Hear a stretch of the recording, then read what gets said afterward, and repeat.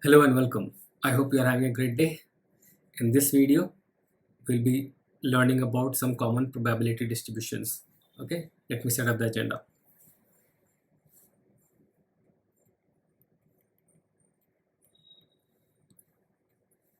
So we'll discuss about some PMFs,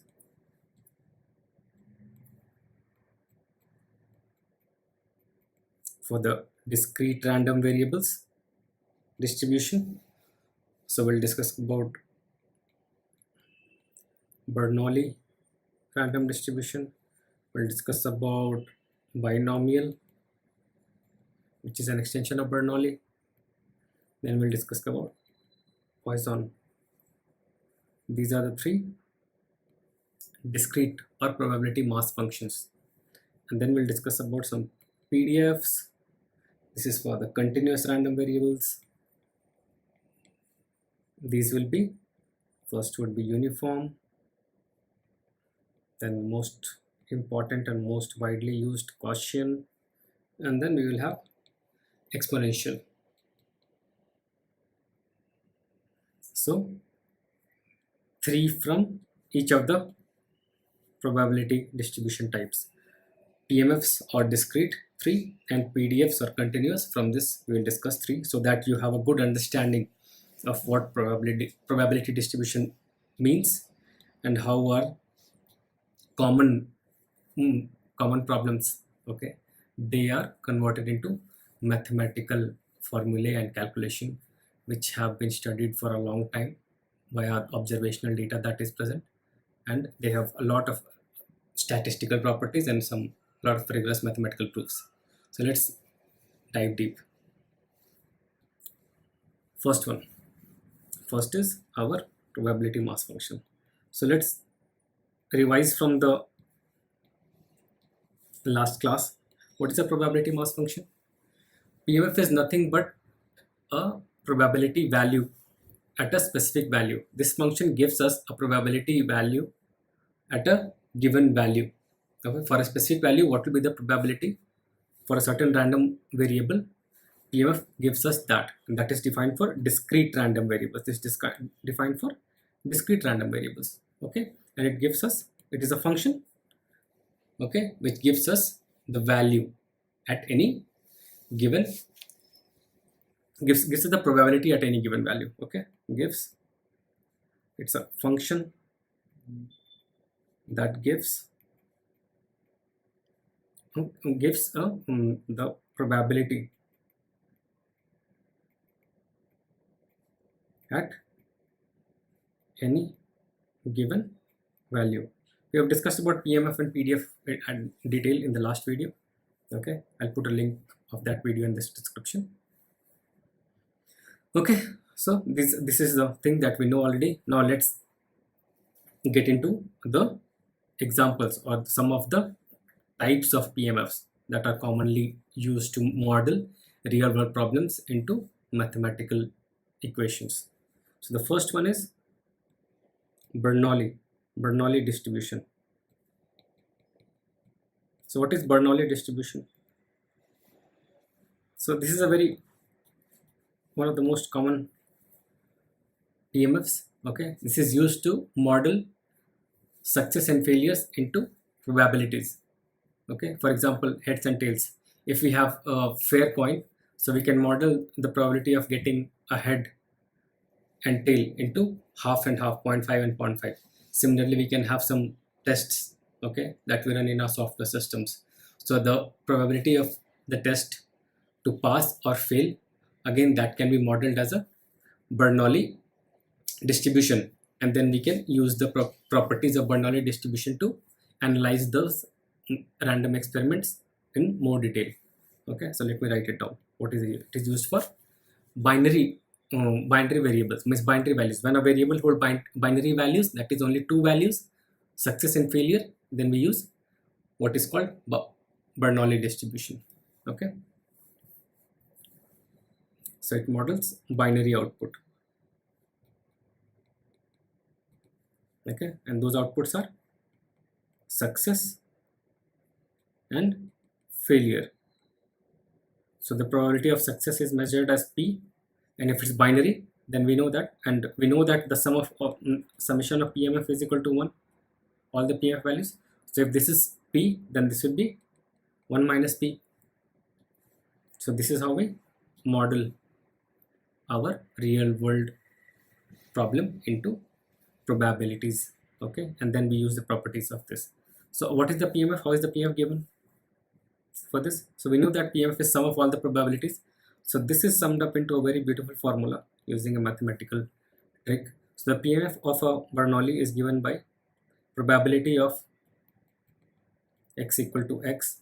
Okay, what will be the value is given by p to the power x by into 1 minus p into 1 minus x. Okay, where what is the values, where p is equal to success or probability of success, often modeled as 1, and 1 minus p is equal to probability of the remaining probability. Either it will be a success or a failure, because there are only two possible outcomes. This is modeled as 0. So using this formula, we can compute, okay, the PMF at any given value. Generally, what are the examples that I mentioned? I write it down. For example, toss a coin. First example would be toss a coin, and if it's a fair coin, then you will get a head or a tail with half probability. Similarly, if we are doing like a test, so in the test you will either pass or fail. Even this can be modeled as a Bernoulli trial. Sometimes it's also called Bernoulli trial. Okay, and it has been studied widely, and its mean, if you find the mean, right, the mean is given by P, and the variance is given by P into 1 minus P. Okay, these are mathematically computed. So this is a very simple, this is a very simple PMF, okay, that is used to capture or model a binary output, success and failure. Okay, so once this is done, let's move to the second one, which is a generalization of Bernoulli trial or Bernoulli distribution, and it's called binomial distribution. Binomial, so it has two words, binomial, bi and nomial. Bi means again it is for binary output, but here you saw in Bernoulli we were tossing just a coin once. What if we toss a coin n times, okay, and we want to find out how many times do I get a heads? Okay, if that's our problem, then for here n was equal to 1. Now if you want to toss the coin more than 1 times and find out how many times do I get a heads, this is a problem. Then we use what is called binomial distribution.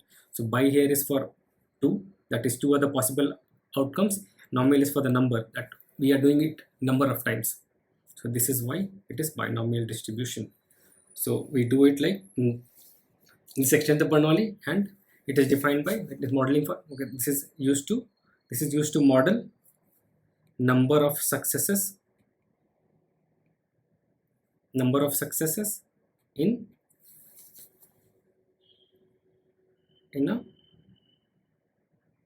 n independent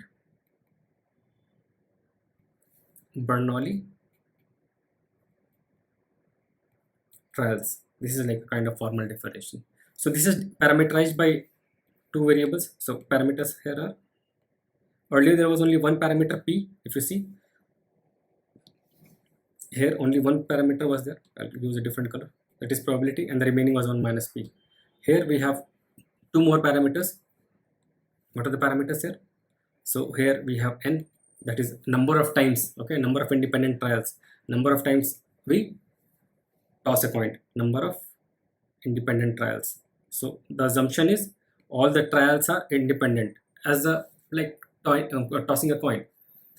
we have studied that, right? It's independent. The first head doesn't impact the outcome of the second head, and so on. So n is the number of independent trials, and then k is a variable that is used to capture probability, the number of successes that we want in these n trials. Okay, and p as usual is the probability of success.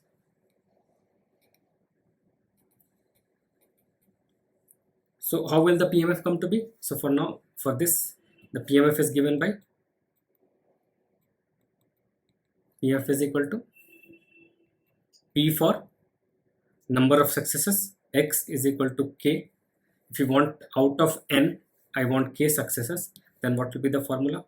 So this will be N choose K into, it's a generic form, P to the power K, then 1 minus P.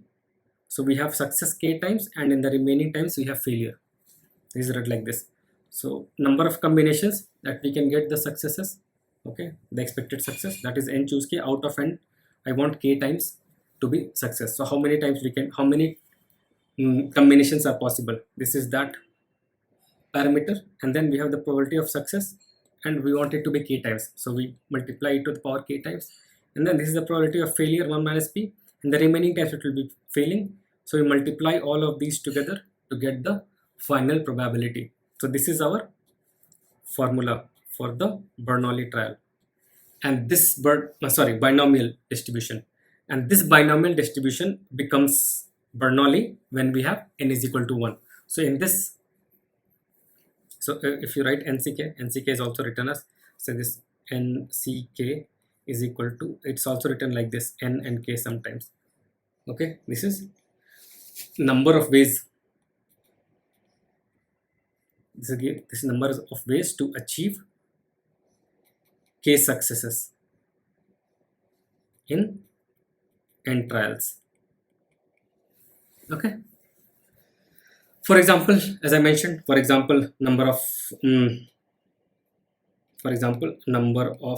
heads in N tosses. So let's do a simple problem to understand this. For example, if I want to find the question is, what is the probability of getting 2 heads in 3 coin tosses? Okay, what is the probability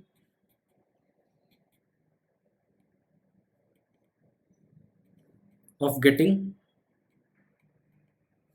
2 heads in 3 coin tosses? What is the probability? So first of all, let's define our omega. Omega would be all the combinations, so there will be a lot of combinations for 3 coins, but this will be equal to 2 to the power, total count would be 2 to the power 3. For 1 coin we get 2, then it will be like it would 2 into 2 into 2. So this is our total possible outcomes. Okay, so we have 8 outcomes. Out of that, how many outcomes, what is our expected, what do we want to happen? Okay, so that would be 2 heads. So how would we get 2 heads? So we will get either head head tail, or head tail head. These are three tosses, or tail head head. These are the only ways. In 3 tosses you can get 2 heads here, in first and second, or first and last, or second and third. So these are the only 3 ways. So what is our total probability here? So the desired probability of 2 heads, probability of 2 heads in 3 tosses is equal to, this is equal to 3, total is 8, so this is 3 by 8. Okay, so this is a very simple way to do, but we can solve the same problem using binomial also. Using the formula directly we can put in here. So what does the binomial formula say? That probability of X is equal to K, that is number of successes. If we say that head is a success, it is equal to N choose K into probability of success to the power K, and probability of success failure to the power remaining times N minus K. So what is our N here? N is equal to 3, K is equal to 2, and P is equal to 0.5. Let's put all these values here, and what will be the final thing? So our probability X is equal to 2 would be equal to 3C2. What is 3C2? NCK is equal to N factorial by K factorial into N minus K factorial. This is what it is. So here our what will be 3c2? 3c2 is equal to 3 factorial by 2 factorial into 1 factorial. This goes, this is equal to 3. So 3c2 is 3 into p is 0.5 to the power 2 into 1 minus 0.5 is again 0.5 to the power 3 minus 2 n minus k. So this is 3 into 0.5 square is 0.25 into 0.5 power, this is equal to 1, 0.5. This is equal to 3 into 0.125. 0.25 into 0.5 is 0.125. This is equal to 0.375. Okay, this is our final answer, 0.375. Let's compute what is 3 by 8. 3 by 8 also will give you, 3 by 8 is also equal to 0.375. Okay, so now you see that these two values are same. So this is how we can solve the same problem using binomial distributions PMF. So this is a very simple problem so that you can validate whatever theory we have learned. I'll give you one more example where this binomial distribution formula makes sense. So what question is, what is the probability to win a lottery, okay, 1 out of 10 times? So probably I'm taking a lottery ticket, and what is the probability that I win the lottery at least once in 10 times? I buy the ticket 10 times and I have to find the probability that I win at least once. Okay, and what is the probability of winning the lottery? That is 1/3. That 1 out of 3 times I'm going to win. Okay, let me write it down for you. So the question is, what is the probability of winning a lottery 1 out of 10 times, okay, given that, what is given? That probability of winning the lottery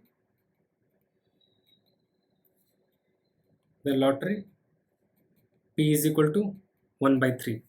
So if this is the question, so let's directly put into the formula.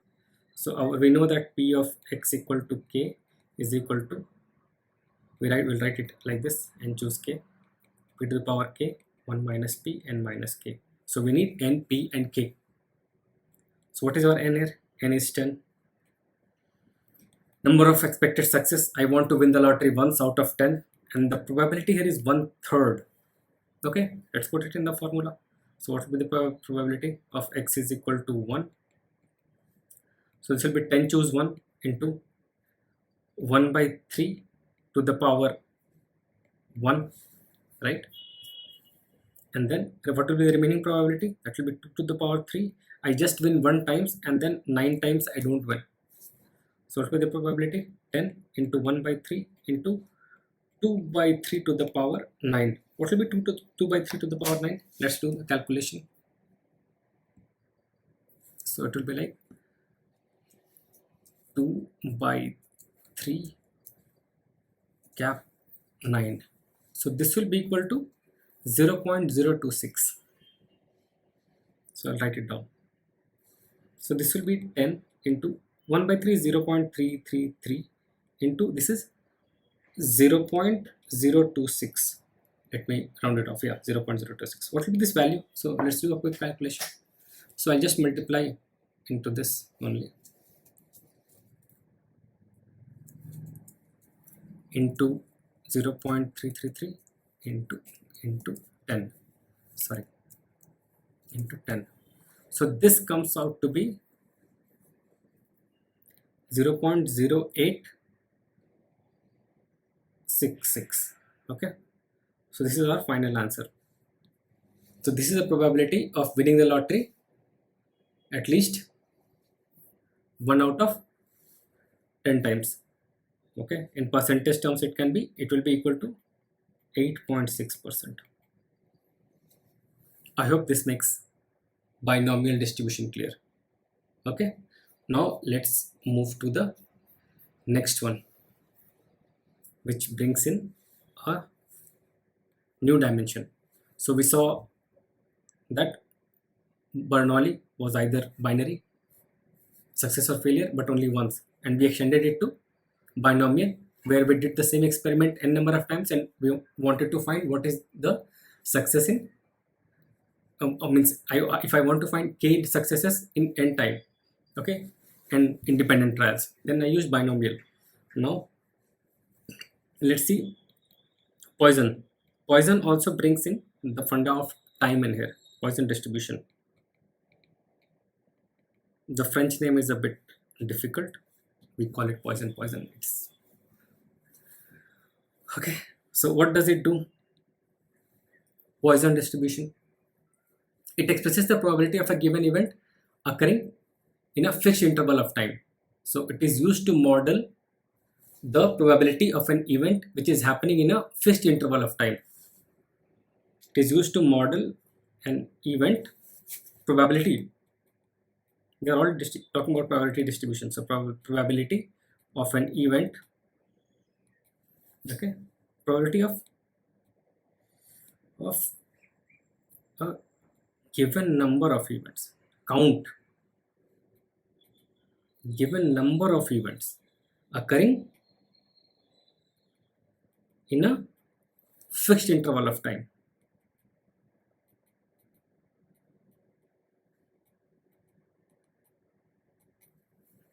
Okay, this is what we want to find, so that if some event is happening at a fixed rate, okay, and we want to find that how many events will happen in a given interval, so what is the probability of that, then we use what is called Poisson distribution.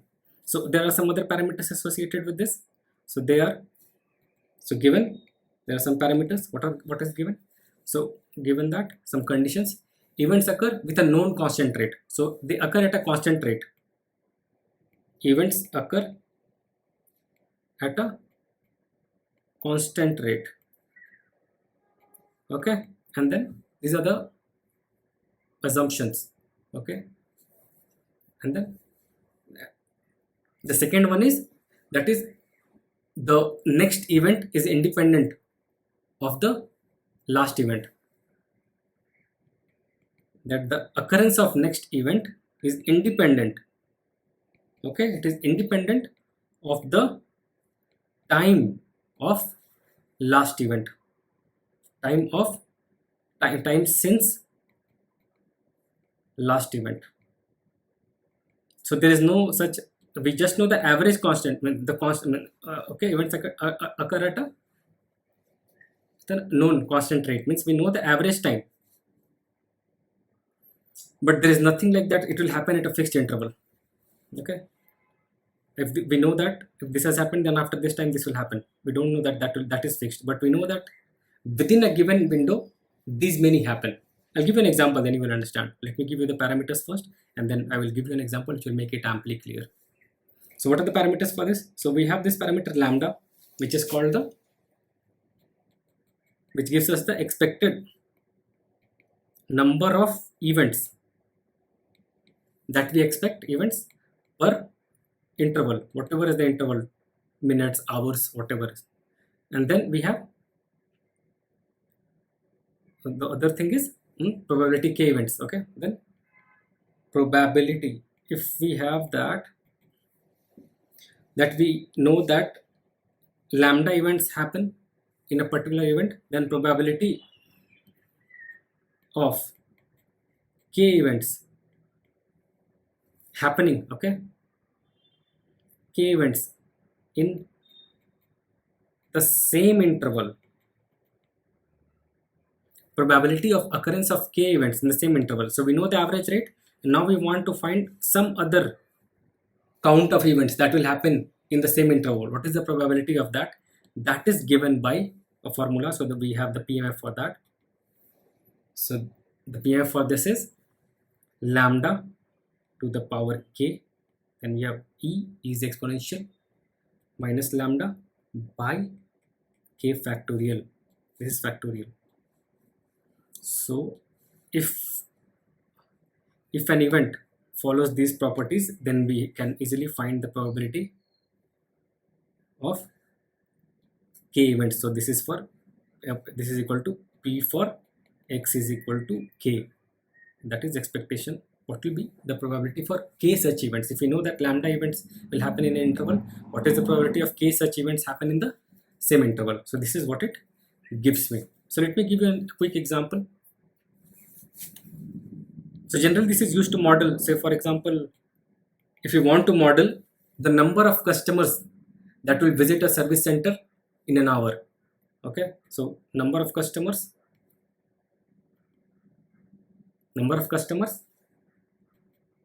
that will visit a service center, say that is any mobile company service center in an hour. So you want to model this, Poisson distribution can be used, or a Poisson process also it's called. Okay, for example, if you want to see, like if we know that on an average there are lambda clicks happening on a website, then we want to find out the probability of k clicks in an hour, then it's a similar problem and that can be used. Okay, number of website clicks in a given time period. To model such things, such processes, we can use Poisson process. So let's solve a problem to understand this better. So I'll give you a question, we'll solve it together. Okay, so for example, a company receives, so there is a customer. Okay, so there's a company that receives 5 customer emails per hour. Now we have to find the probability, that what is the probability that the company will receive exactly 3 emails in that hour. Okay, in the next hour. So on an average it receives 5. So what is the probability that in the next hour it will receive 3 emails? So let me write in the question for you. A company receives on an average, okay, 5 customer emails. 5 customer emails per hour. Okay, make it full stop. What is the probability? What is the probability? Probability. What is the probability that exactly 3 emails will be received in next hour? So we know the constant rate now, lambda. So we want to calculate, that is 5. So I hope this looks like a 5. Sorry, this looks like a 5, and we want to find 3. So what all things are given here? Solution. Lambda is equal to 5, that is expected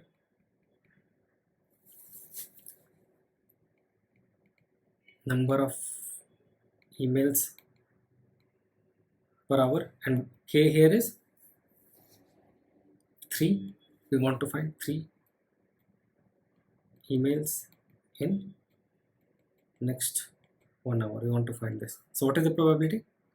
Probability of x is equal to k is given by lambda to the power k e to the power minus lambda by k factorial. Here k is equal to 3, and let's put it. So we want to find p of x is equal to 3 is equal to lambda is 5 to the power 3 into e to the power minus 5 by 3 factorial. This is the value. This is equal to 125 into e to the power minus 5 by 6. So let's see what is the, let's do a quick calculation. So we have 125 into e cap minus 5, okay, and this whole thing should be divided by 3 factorial, that is 6. So this comes out to be 14.037, so it will be like 14.04, sorry, 0.1404. So this is the probability of getting exactly 3 emails. If we talk in percentage, that would be around 14%. Okay, I hope Poisson distribution is clear. Okay, now let's move on. So these are the 3 examples. We covered all 3. We covered Bernoulli, Binomial, and Poisson. So with this, our PMF or discrete distribution is over. Okay, now let's move to PDFs or continuous probability distributions. Okay, next. So we know what is PDF first. Okay, so we will talk about PDF. That is probability density function. Density we discussed in last class, right? This is for continuous random variables.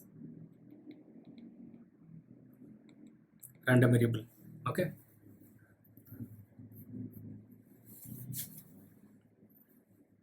Okay, and this gives, so this is only meaningful for a range of values. Okay, so this gives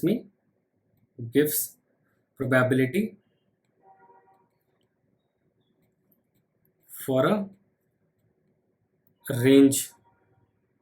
Okay, sorry, range or an interval. We saw, right, that a to b f of x dx. Okay, this is the PDF. If you know what is fx, then over the range, so this integral will give me the PDF, the probability. So this is the PDF, this will give me the probability of that elements. So that is a is less than equal to x is less than equal to b. So it will give me the probability for this. So this is our PDF. Okay, and also there are some conditions that we have discussed, that all the probabilities will be at any given point, it will not be negative, and if we just select a point, right, the probability will be effectively 0, because that is one out of infinite points. So given that, we'll just model that f of x at any given point is greater than equal to 0, and summation of all the area under the curve completely. So if we sum it from minus, that is 1, and the second thing is that probability should sum to 1. The area under the curve should be 1. That is because the whole probability, the complete probability value is 1. Okay, this is our PDF. This is a quick revision of what is probability density function. Okay, so now let's discuss about the first type that we told, that is uniform. So this is for continuous. Now all that we are discussing is for continuous variables. So the first one is continuous uniform. Okay, uniform. I'll write it in small. Uniform distribution, very commonly used in machine learning. Okay, so this is that all outcomes within a range, within whatever is the given range, all the outcomes are equally likely. It is also called fair. Okay, fair distribution, that all the outcomes are equally likely. So this is mostly, so I'll write it down for you, that all outcomes in a given range are equally likely. That's why the name comes, equally likely to occur. That's why it's also called fair. Everyone gets an equal opportunity. The most common use is random number generation, where we want every number to be equally probable. So random number generation is the most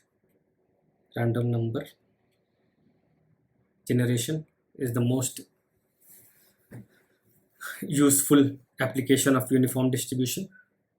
Okay, that's the practical thing.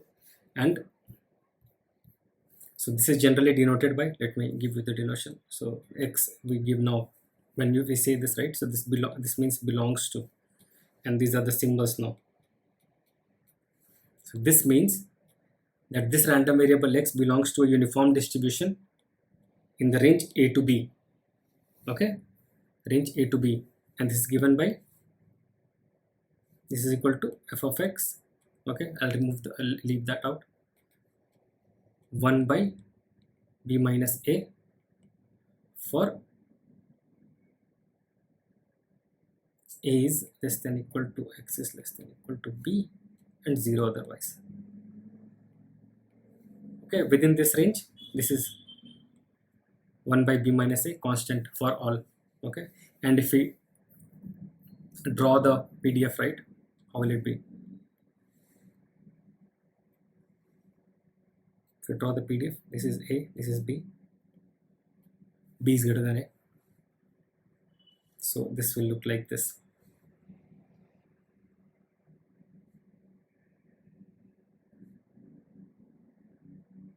So if this is b, this is a, what will be this value? This value will be b minus a from here to here.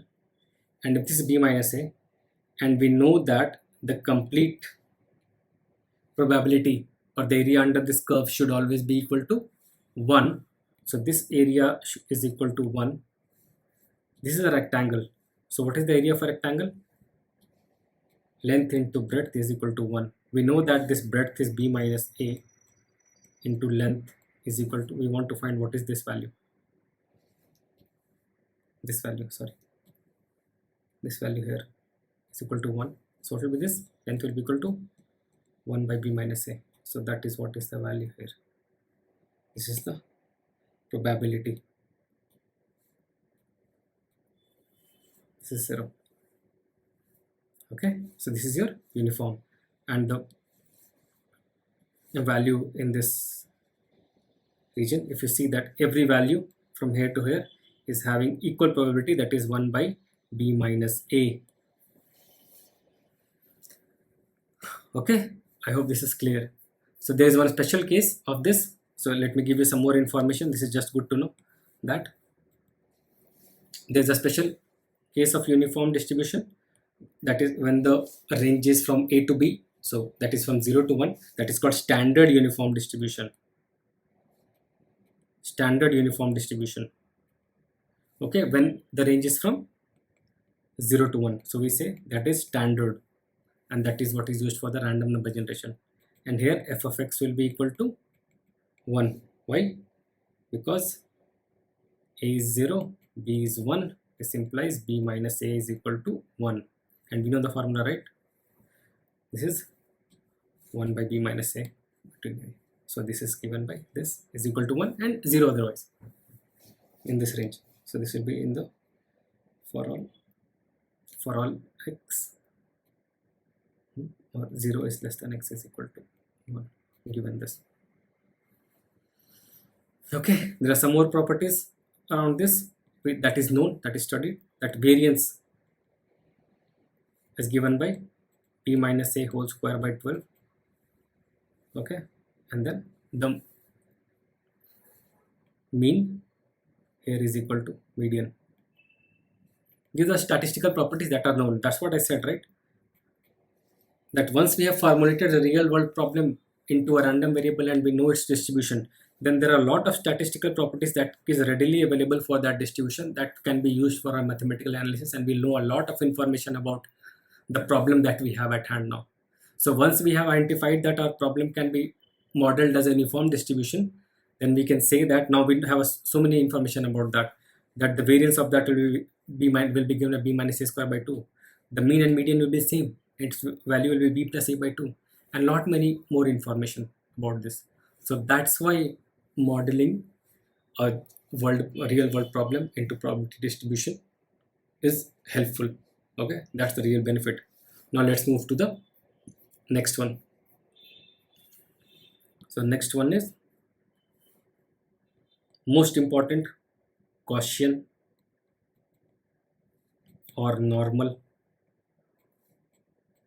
What we call normal distribution, right? Normal. We talk about normal in our day-to-day language. That normal comes from this Gaussian, invented by the mathematician Gauss. Okay, so we have told this is the normal distribution. This is most important and most widely used. Okay, and what are the properties of this? So let me give you the graph. I have discussed about this in the last video also, and we know about this bell-shaped curve, and we discuss about it all the time. So it is most widely studied, most widely used. So this is the thing that you see all the time. This is the shape. This is equal to mu equal to mean. Okay, so if you see here the density and this axis, okay, say for example,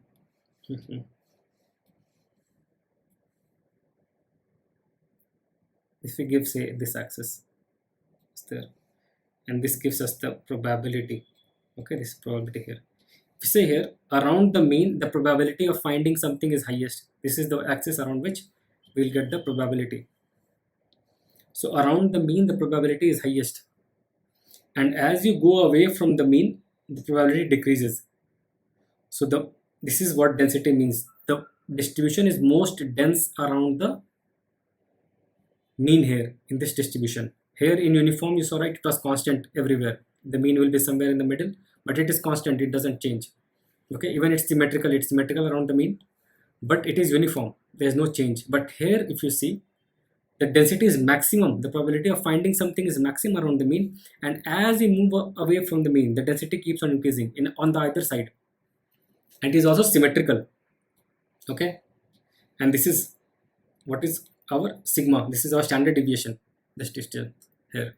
And the more wide, if it is like very close, so if it can be very thin also. So then we know that the spread is very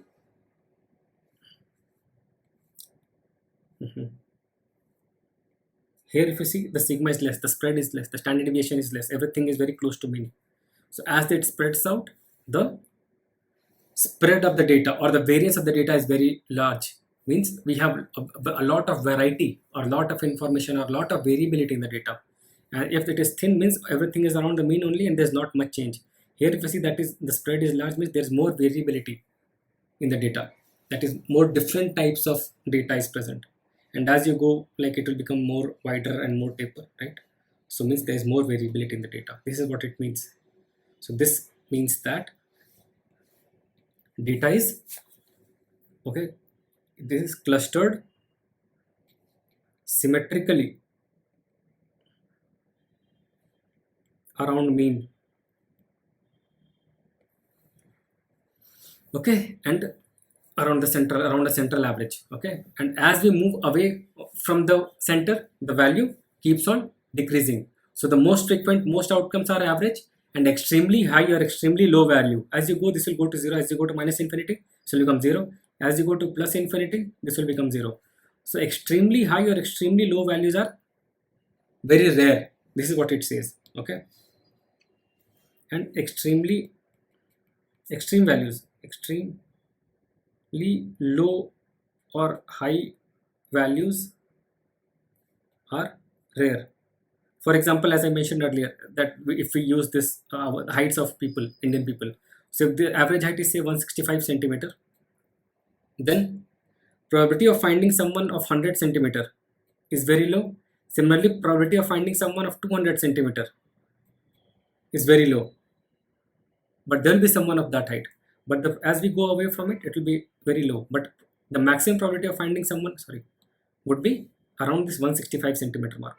This is our average height. This is what it means. Okay.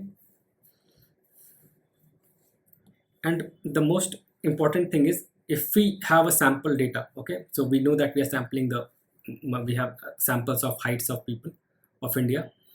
If we have the data, then we can easily calculate its mu, mean, and standard deviation, sigma given by, this is sigma given by standard deviation, and that variance is sigma square. Sigma square is equal to variance, that is your spread or variability. Okay, so as soon as we have a data, we can calculate this. And now once we know this, we have a lot of beautiful things. So we have the formula, the probability distribution function of a Gaussian is given by, the PDF is given by, okay, so this is given by, so generally the notation, okay, so let me write the PDF first. PDF is given by f of x is equal to 1 by sigma into root 2 pi. This is e to the power minus of x to the power mu whole square by 2 sigma square. So this has been, okay, this has been derived, and there are a lot of beautiful properties of this. The most beautiful application of Gaussian we use is central limit theorem, which we'll discuss about later in one of the videos. Okay, anything can be modified and molded to fit into this Gaussian using the central limit theorem. Okay, it's very beautiful property, and that's what gives it so much power. So you see, once I know the mu, okay, and the sigma, from that I can formulate the probability of any point on this whole, and a lot of other beautiful properties around this. Okay, that's the power of this, and any data can be converted. So there's one thing called standardization that we'll discuss again. So any data can be standardized. Standardized means mean centered. So like it can be said z is equal to x minus mu by sigma. That is mean centered, and this is 1 by sigma. So this is our and mean centered plus variance scaled.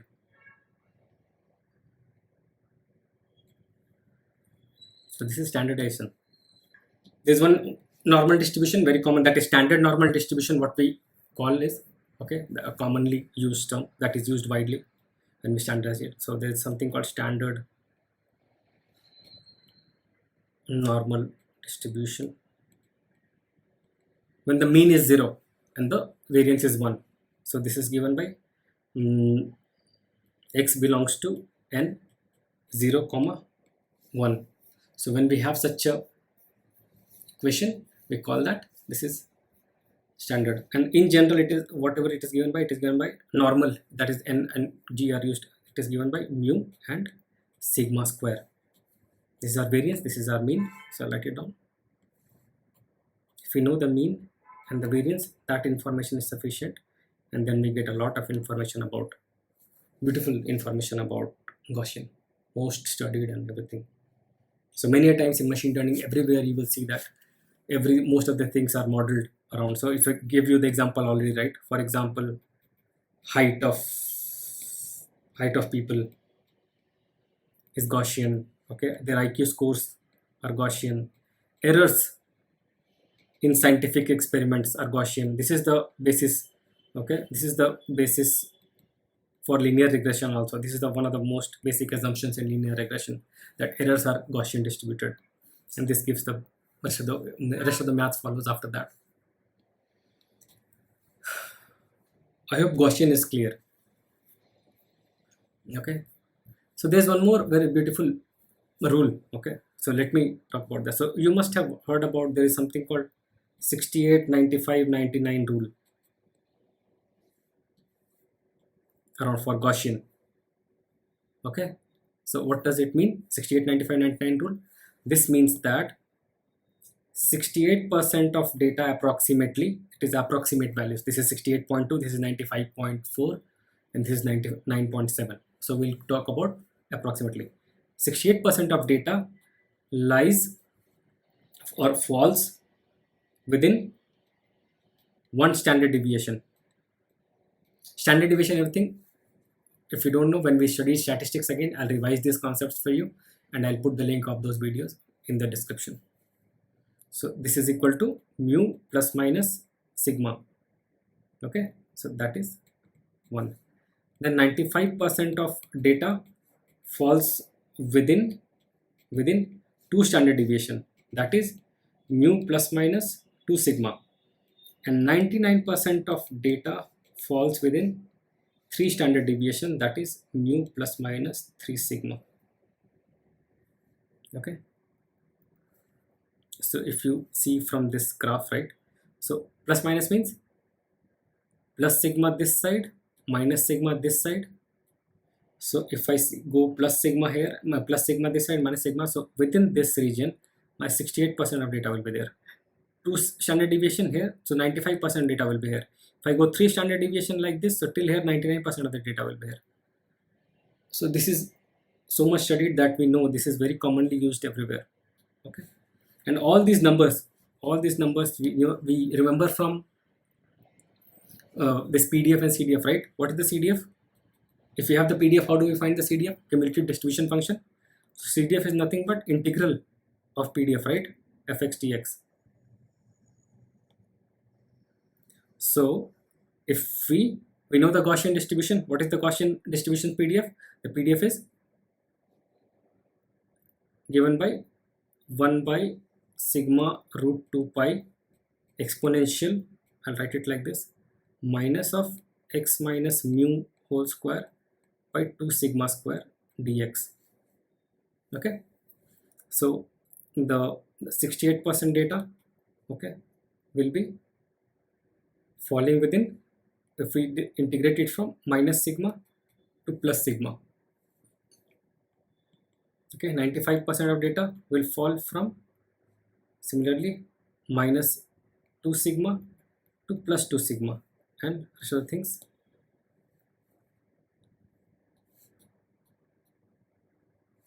and similarly 99% of the data. Okay, you can figure that out. So that's why integration is important to understand this. So if you want for some fun practice, you can try integrating this and find out that if you integrate this from this range to this range, this will give you this values. This will be around 68.2, this will be 95.4, and this will be 99.7 for the 3 standard deviation. Okay, check that out. That will be a fun exercise. Okay, with this Gaussian is done. Now let's move to the third one, that is exponential.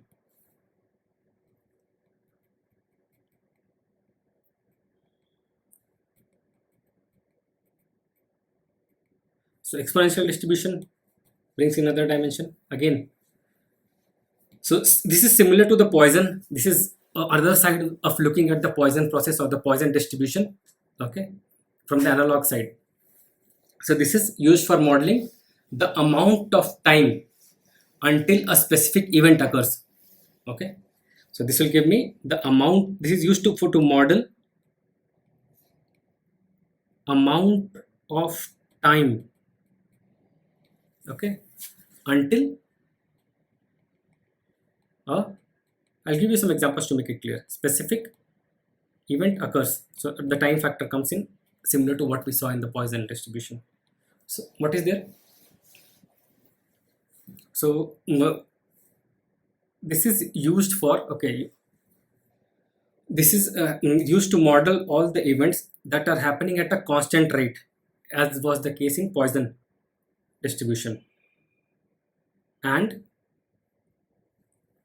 those events are happening due to some random reason, not due to wear and tear. Okay, let me give you an example.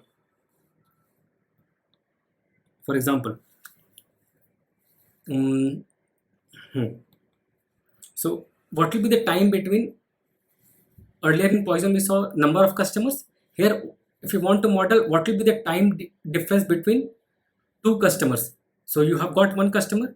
Now when will the next customer come to the store? If you want to model this, then we use exponential distribution. Okay, so time between customer arrival at store. Okay, another example is with respect to electronics items. Okay, so the lifespan of electronics items, what will be its lifespan? That, okay, that because electronics part don't wear out, they fail just randomly. So for modeling such kind of events, we use exponential distribution. So we model like lifespan of a electronic item that does not wear out. Okay, if it does not wear out, then we can use exponential distribution to model the behavior, that if it has,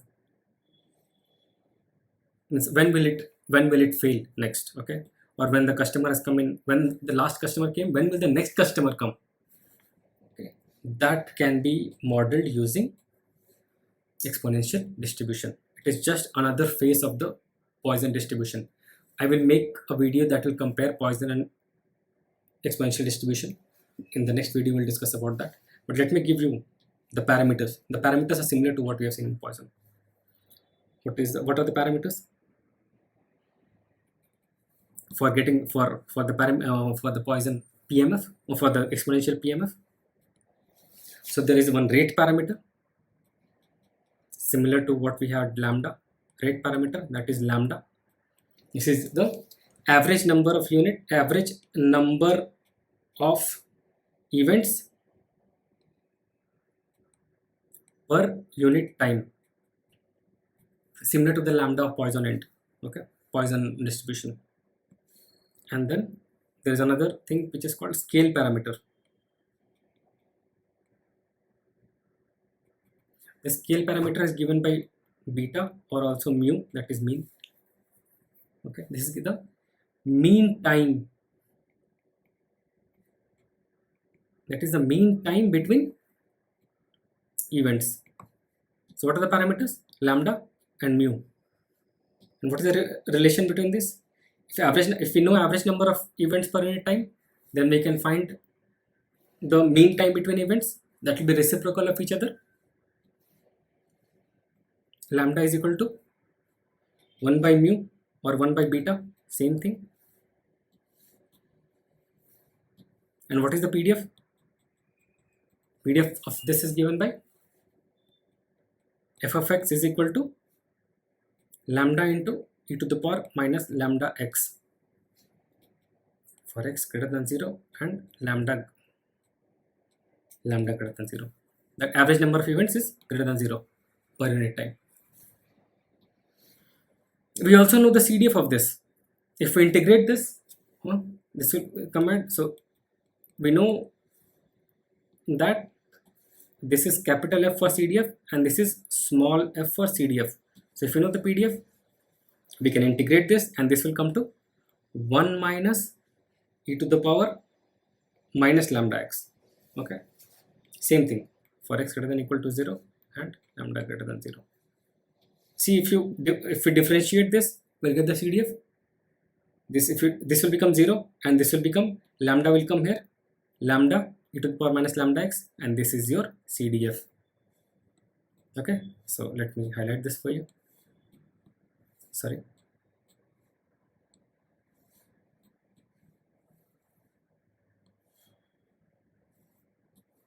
Okay, so let's solve a problem to understand this, and with this we'll end that exponential also question. So what is the question? So if we go to a bank and on an average a teller spends 4 minutes for a customer. Now what is the probability that a selected customer will be served in less than 3 minutes? So if you go to a bank, there is a teller who takes on an average 4 minutes per customer. What is the probability that a customer will be served in less than 3 minutes? Okay, let me write it down for you. So what is the problem? At a bank, a teller who gives money, okay, spends 4 minutes. I know they take even longer, but for the problem's sake, on an average with each customer. Okay, now I know that they take 4 minutes on average. So now if I want to model or find out what is the probability that the any random customer, that a customer who walks in will be served in less than 3 minutes. So what is the probability of getting served in less than 3 minutes? Means either that customer can be served in 0 minutes or 1 minute. 0 minutes not possible, right? So anything between 0, 1, 2, or any number less than equal to 3. All the numbers which is there between 0 to 3 minutes, right? So we want to find, this will not be discrete. These are the discrete values I was giving you for a reference, but this is not possible because we have a range of number. It can be any value between 0 to 3. So anything between 0 to 3 minutes are all the possible values that it can take, and that's why it's a continuous. So between 0 to 3. So what do? We integrate the PDF from 0 to 3. So, and we get the CDF. So we have the CDF formula already here. We'll use this. Okay. So the CDF is, what does the CDF give you? CDF is equal to f of x is equal to probability of x less than equal to x. Here it is 1 minus e to the power minus lambda x. Okay. So what do I want to find? Probability of a customer getting served in less than or equal to 3 minutes. This is equal to 1 minus e to the power minus lambda x. What is lambda? Let's find out lambda. Lambda is our rate parameter. So what is the rate at which the teller is serving? They are serving on an average 4 minutes. Okay. So on an average, so I have got my rate parameter, right? I have got skill, mean time between events. Okay. Mean time between two customers is 4 minutes. So I've got the mu.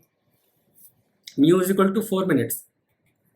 Between two customers, on an average, it takes 4 minutes. So that is the mean time to serve one customer. So what will be my lambda? Lambda is equal to 1 by mu. That is equal to 1 by 4. That is equal to 0.25. Okay. And x is equal to 3. Now let's put this in the equation. X less than equal to 3. That is equal to 1 minus e to the power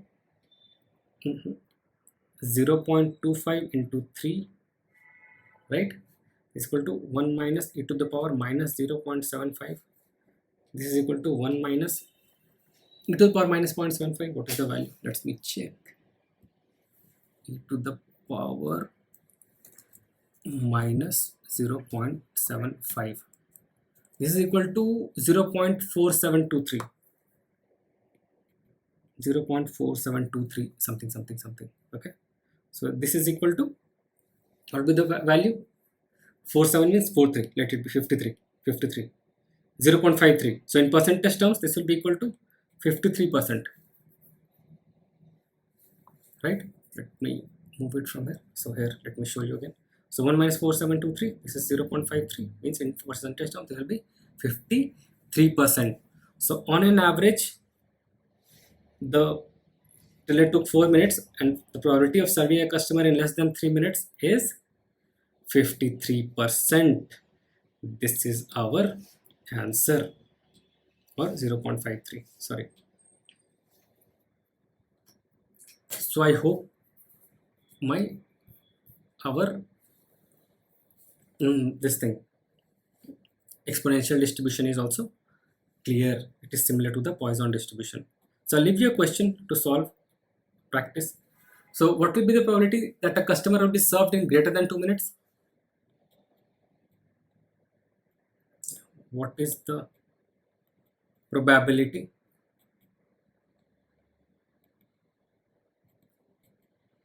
that customer is served in greater than 2 minutes?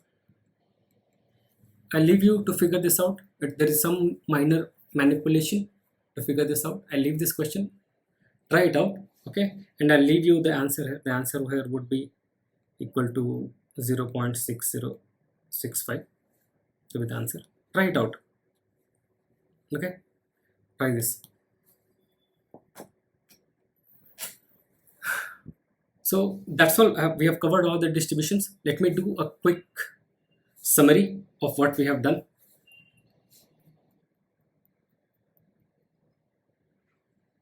So we are discussing today probability distributions.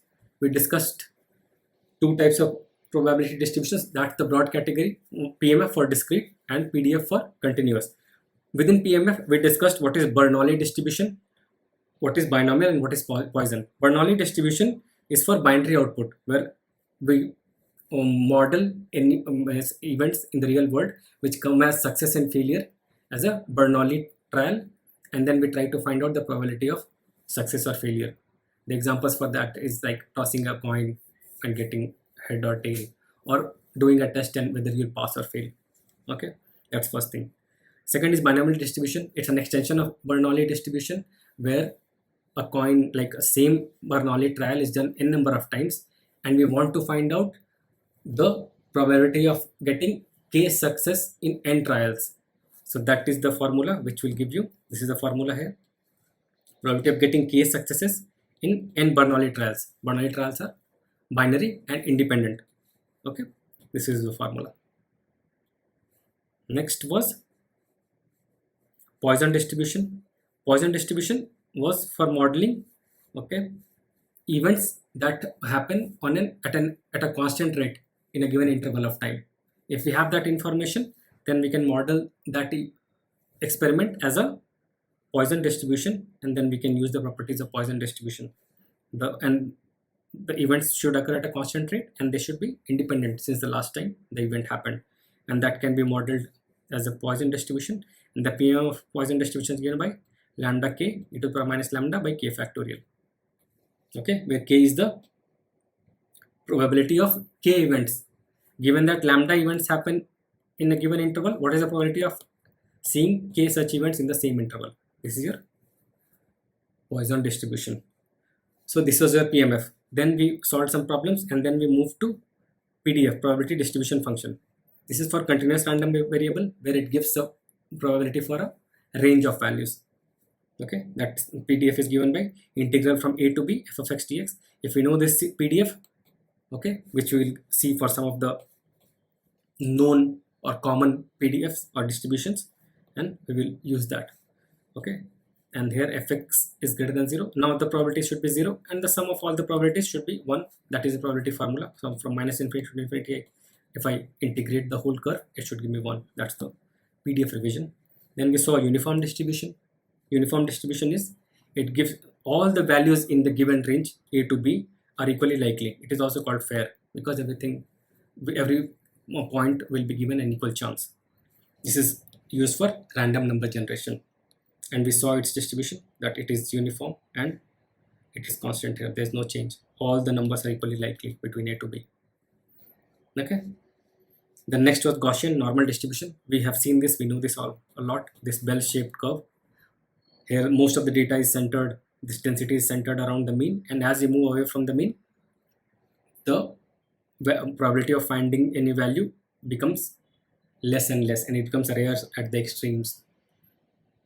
And the formula for this is 1 by sigma root over 2 pi exponential of x minus mu. Mu is mean and whole square by 2 sigma square, where sigma square is the variance. And then we discuss about normal distribution, standard normal distribution, which has a mean of 0 and variance of 1.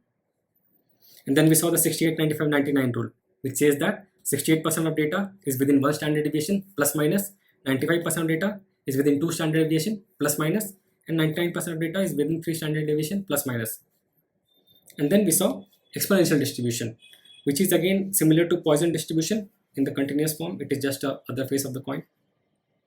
So this is used to model the amount of time until a specific event will occur. So here the parameters are lambda, similar to Poisson distribution, that is average number of events per unit time, and the scale parameter, which is mu or beta, that is being time between events. If we know this, then we can model the event as exponential. The general use cases are time between customer arrival at a store, so when will the next customer arrive at the store, or the lifespan of electronic items, that when will the electronic item fail, because there is no wear and tear in that. So these things will happen at random. And then we solved a problem to understand what is exponential distribution. I hope these common probability distributions is clear. Okay, that's all for now. Okay, thanks for watching this video. Have a good day. Bye for now.